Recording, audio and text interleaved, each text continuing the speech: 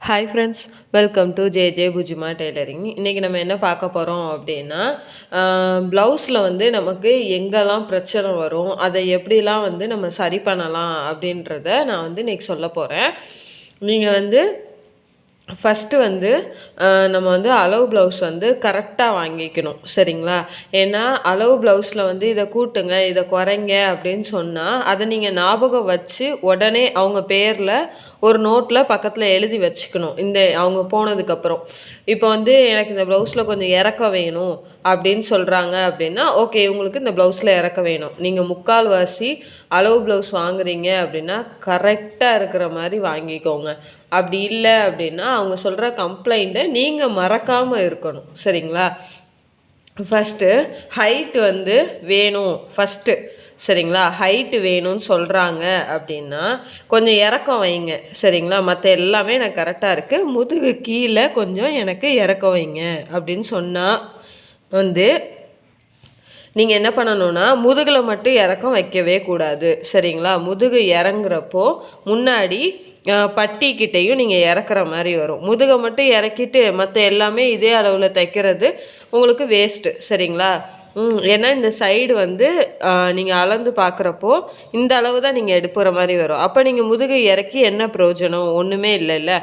So வந்து முதுகை இறக்குறப்போ எப்போவுமே வந்து ஃப்ரண்ட்லேயும் கப் டாட்டுக்கிட்ட ஒரு 1/2 இன்ச் கிட்ட இறக்கி அதிலிருந்து நீங்கள் கொஞ்சம் இறக்குற மாதிரி இருக்கும், சரிங்களா? ஸோ வந்து அப்படி நீங்கள் இறக்குறப்போ கப்புலேயும் கொஞ்சம் வித்தியாசப்படும். ஸோ அதனால் கப்பு கரெக்டாக கப் ஷேப்பில் எனக்கு கரெக்டாக இருக்குது, ஆனால் வந்து பட்டிக்கிட்ட மட்டும்தான் எனக்கு, அதாவது ஹைட்டு கப்பெல்லாம் எனக்கு கரெக்டாக இருக்குதுன்னு சொல்லிட்டாங்கன்னா நீங்கள் ஸ்ட்ரைட்டாக கப்புக்கு இது பட்டியில் மட்டும் இறக்கிக்கோங்க. அப்படி இல்லை, எனக்கு கப்பும் வந்து சின்னதாக இருக்குது, கொஞ்சம் பெருசாக இறக்கமாக வேணும் அப்படின்னு சொல்கிறாங்க அப்படின்னா, அதாவது நம்ம பஸ் ரவுண்டுக்கு மேலே இந்த பட்டி வந்து இருக்குது அப்படின்னு சொல்கிறாங்க அப்படின்னா, நிறைய பேருக்கு ப்ளவுஸ் வந்து பட்டி வச்சு தைச்சும் பட்டி இல்லாத மாதிரி தெரியும்.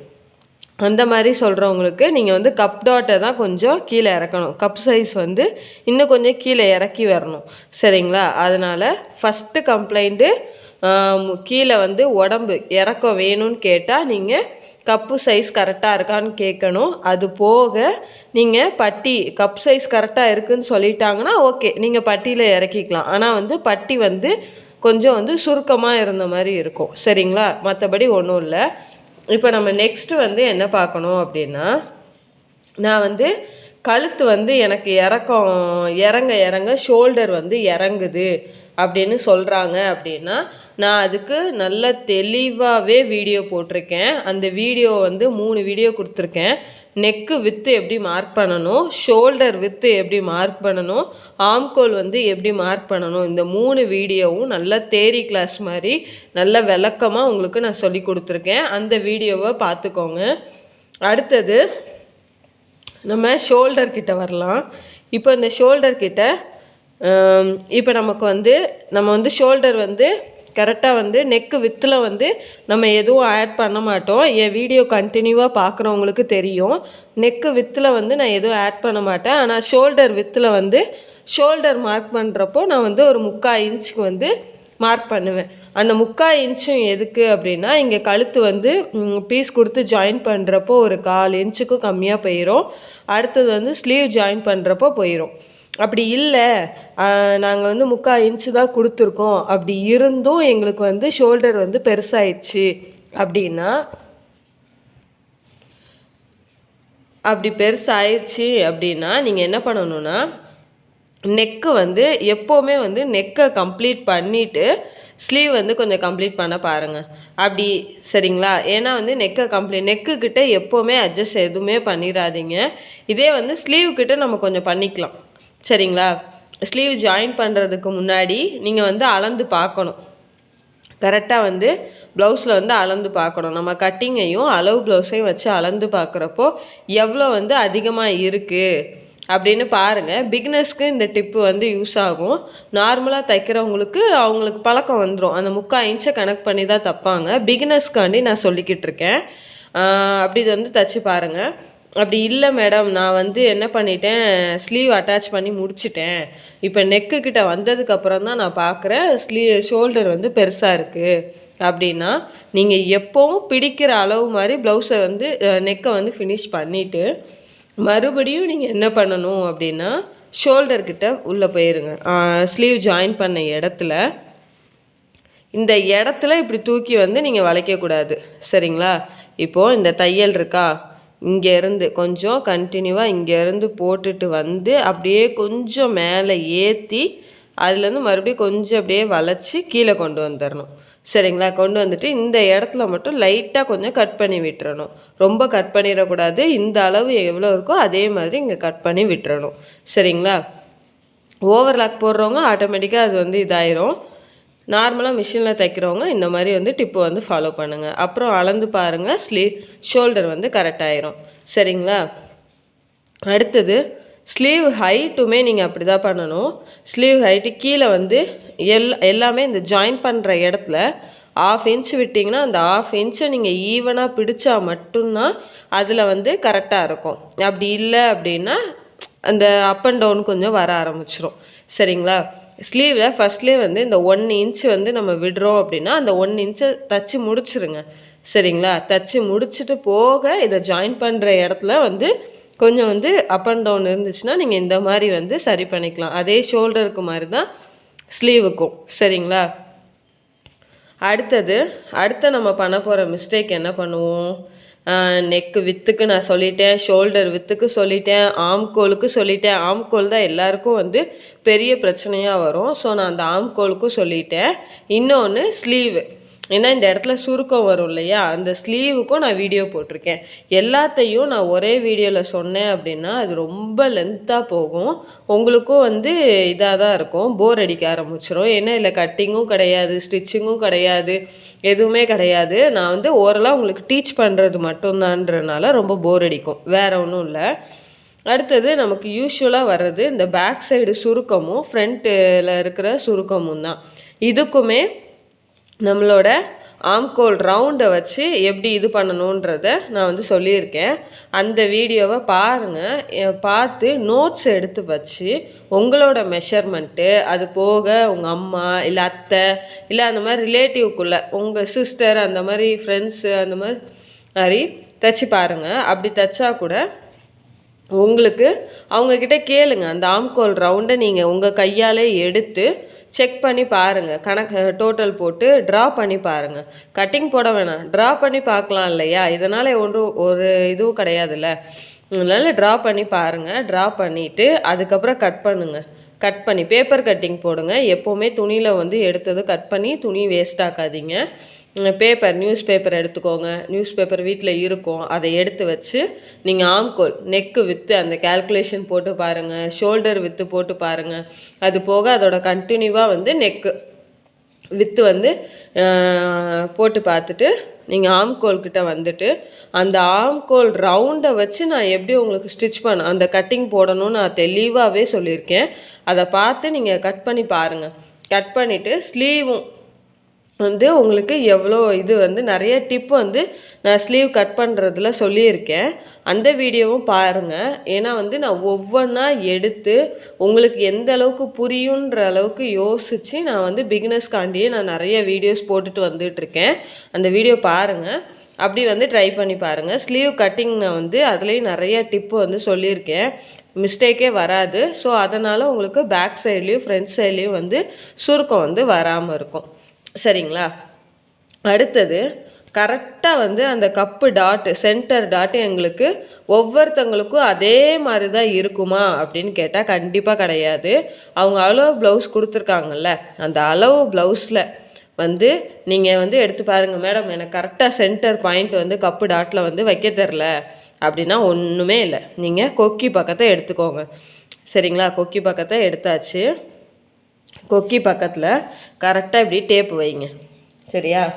டேப் வச்சு ஆல்ரெடி வந்து ஒரு 1/4 இன்ச்சுக்கிட்ட இங்கே உள்ளே போயிருக்கும், சரியா? அதையும் சேர்த்து கனெக்ட் பண்ணி பாருங்கள். பார்த்தா அந்த டாட் வந்து கரெக்டாக 3 இன்ச்சுக்கிட்ட வச்சுருக்காங்க. அதாவது நம்மளோட கப்பு டாட் வந்து ஹைட்டு நம்ம எடுத்துருக்கோம்ல அந்த ஹைட்லேருந்து 3 இன்ச் வந்து மார்க் பண்ணியிருக்காங்க. சரிங்களா? 3 இன்ச்சுக்கு அப்புறம் தான் நம்ம வந்து 3 இன்ச்சு விட்டுருக்காங்க. அது போக கப்போட ஹைட்டு உள்ளே எவ்வளோ பிடிச்சிருக்காங்கன்றதையும் நம்ம பார்க்கணும் எப்போவுமே. 3 இன்ச்சு 1 இன்ச்சுக்கு டாட் வந்து பிடிச்சிருக்காங்க. அப்போது இந்த 3 இன்ச்சு கூட ப்ளஸ் 1 இன்ச்சு ஆட் பண்ணணும். ஆட் பண்ணால் எத்தனை இன்ச்சு? 4 இன்ச்சு வருது. அப்போது இந்த ஹைட் வந்து 4 இன்ச்சு. மறுபடியும் நான் சொல்கிறேன், நம்ம ஆல்ரெடி 1/4 இன்ச் கிட்ட இதில் உள்ளே பிடிச்சிருப்போம். அந்த பிடிச்சதுலேருந்து இங்கே பார்க்குறது வந்து 3. இது வந்து கிராஸாக இருக்கும், நம்ம நேராக வைக்கணும். சரிங்களா? இதாக இருக்கா? நம்ம இப்படியே கூட வச்சுக்கலாம், ஒரு பிரச்சனையும் இல்லை. 3 இன்ச்சு வந்து கரெக்டாக இருக்குது.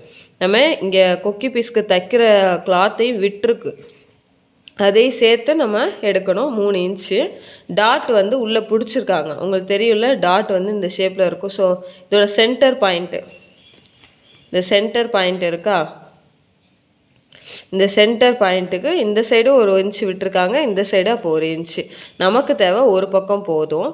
அப்போது இது வந்து நான் 3 இன்ச்சு, ஒரு சைடு வந்து பிடிக்கிறதுக்கு 4 இன்ச்சு. அப்போது 4 இன்ச்சில் தான் அதோட ஹைட்டு. சரிங்களா? அப்படி மார்க் பண்ணிக்கோங்க. எல்லாருமே என்ன பண்ணுறீங்க, இந்த இடத்த மட்டும் மார்க் பண்ணிவிட்டு விட்டுடுறீங்க. அதுதான் சென்டர் பாயிண்ட்டுன்னு சொல்கிறப்போ இந்த டாட் வந்து இன்னும் இங்கே வந்துடுது. அது எல்லாருமே பண்ணுற மிஸ்டேக்கு. ஸோ அதையுமே நீங்கள் வந்து இந்த மாதிரி கனெக்ட் பண்ணிக்கோங்க. சரிங்களா?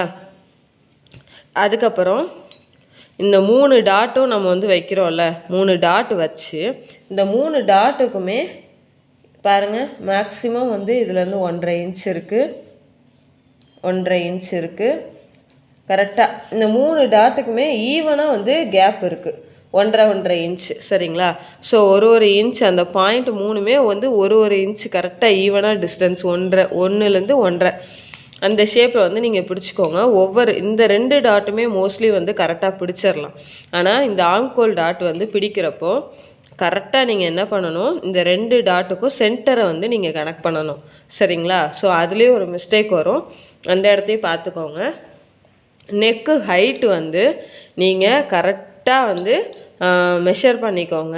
நெக்கு ஹைட்டு ஃப்ரண்ட்டுக்கும் சரி பேக்குக்கும் சரி நீங்கள் எக்ஸ்ட்ரா அலவன்ஸ் வந்து விடவே வேண்டாம். ஈஸ் வந்து நீங்கள் கொடுக்கணுன்னு அவசியம் இல்லை.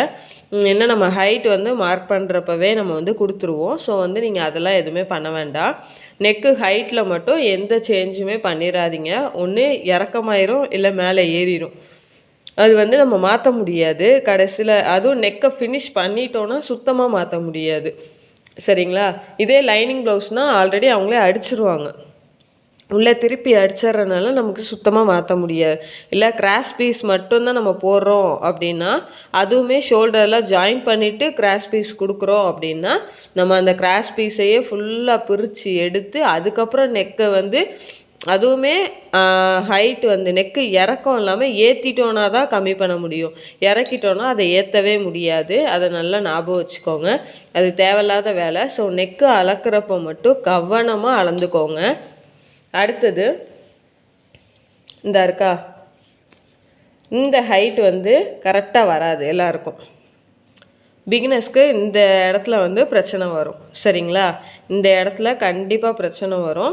அது என்ன பண்ணணும் அப்படின்னா, நீங்கள் வந்து பீஸ் வந்து தைச்சதுக்கப்புறம், சரிங்களா, அதாவது கொக்கி பீஸு தைச்சதுக்கப்புறம் அதுக்கப்புறம் தான் நம்ம வந்து நெக்கு வந்து ஃபினிஷ் பண்ணுவோம் இல்லையா? அதாவது இந்த மாதிரி அடித்து கிராஸ் பீஸ் போடாமல் இப்படி அடித்து திருப்புறதா இருந்துச்சுன்னா நம்ம லாஸ்ட்டாக வந்து நெக்கை வந்து கம்ப்ளீட் பண்ணுவோம். அப்படி இல்லை அப்படின்னா நம்ம என்ன பண்ணணும், இதா இருக்கா, நெக்கு கம்ப்ளீட் பண்ணிட்டீங்க அப்படின்னா இந்த பீஸ் 2 வைக்கிறதுக்கு முன்னாடியே நீங்கள் இந்த கீழேருந்து கரெக்டாக கீழேருந்து அளந்து பாருங்கள். சரிங்களா? அளந்து பாருங்கள். இந்த மாதிரி வந்துச்சு அப்படின்னா இந்த 2 பீஸையும் கரெக்டாக இப்படி ஒன்று போல் வச்சு கரெக்டாக இப்படி வந்து கிராஸாக வந்து கட் பண்ணிடுங்க. கட் பண்ணிட்டா ஹைட் வந்து ஈவன் ஆயிரும். அதுக்கப்புறம் கொக்கி பீஸ் பட்டி பீஸை வந்து வச்சு ஜாயின் பண்ணி முடிச்சிருங்க.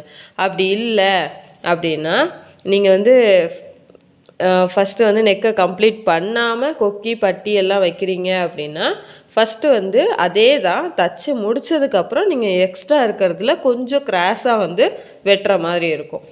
சரிங்களா? அவ்வளோதான். பேக் சைடில் டாட்டுக்கும் நம்ம வந்து கொடுக்க தான் செய்வோம். ஸோ அதெல்லாம் வந்து நீங்கள் பார்த்துக்கோங்க.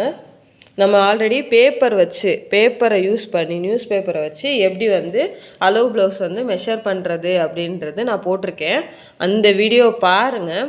அது இல்லாமல் சின்ன சின்னதாக வந்து நிறைய வீடியோஸ் வந்து மெஷர் பண்ணுறதுலே போட்டுட்டு வந்துட்டுருக்கேன். நான் ஒவ்வொன்றுக்கும் வீடியோ எடுத்து நான் உங்களுக்கு சொல்லி கொடுத்துட்ருக்கேன். இப்போ கொஞ்ச நாளாகவே தேரி கிளாஸாக தான் போயிட்டுருக்கு.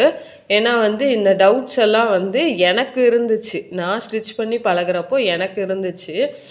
அந்த மாதிரி கண்டிப்பாக என்ன மாதிரி பழகிற டைமில் எல்லாருக்குமே அந்த டவுட் வர்றது தான். ஸோ வந்து என்னால் எந்த அளவுக்கு முடியுமோ அந்த அளவுக்கு நான் ஈஸியாக வந்து வீடியோஸ் வந்து போட்டுட்ருக்கேன். மறக்காமல் நம்ம வீடியோவை கொஞ்சம் ஸ்கிப் பண்ணாமல் பாருங்கள். அப்போ தான் நான் என்ன சொல்ல வரேன்றது உங்களுக்கு புரியும். உங்களுக்கும் ஏதாவது வீடியோ வேணும்னா வந்து சொல்லுங்கள். நம்மளோட மெம்பர்ஷிப் ஜாயின் பட்டனில் நிறைய பேர் சேர மாட்டேங்கிறீங்க. அதில் கொஞ்சம் ஜாயின் பண்ணிங்கன்னா எனக்கும் கொஞ்சம் யூஸ்ஃபுல்லாக இருக்கும். இன்னொன்று எக்ஸ்ட்ரா பெனிஃபிட்ஸ்லாம் வந்து நான் நிறையா அதில் சொல்லிகிட்ருக்கேன்.